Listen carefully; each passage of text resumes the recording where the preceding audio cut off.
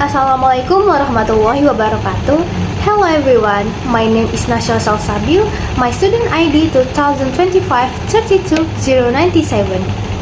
And in this video, I will explain my practical assignment about implementing the queue data structure using a drive-through simulation in C++. First, I will briefly explain what a queue is. A queue is a linear data structure that follows the FIFO principle, which stands for first in, first out. This means that the first data that enters the queue will be the first one to be processed or removed. In this program, I simulate a drive-thru system in a fast food restaurant, where cars line up to place their orders. In this simulation, each car is represented by its license plate number. The system can only hold a maximum of 4 cars at a time, which means the queue has a limited capacity. To manage the queue, I use an array to store the data, 2 pointers called front and rear. The front pointer shows the first car in the queue, which will be served first, and the rear pointer shows the last car in queue, where new cars will be added. Functions explanation. In this program, I create several functions. First, the create function, which initializes the queue and sets both front and rear to -1. Second, the isEmpty function, which checks whether the queue is empty. Third, the useful function, which checks whether the queue has reached its maximum capacity. Fourth, the enqueue function, which is used to add a new car to the queue. If the queue is full, the program will display a message that the car cannot enter. Fifth, the queue function, which removes the first car from the queue.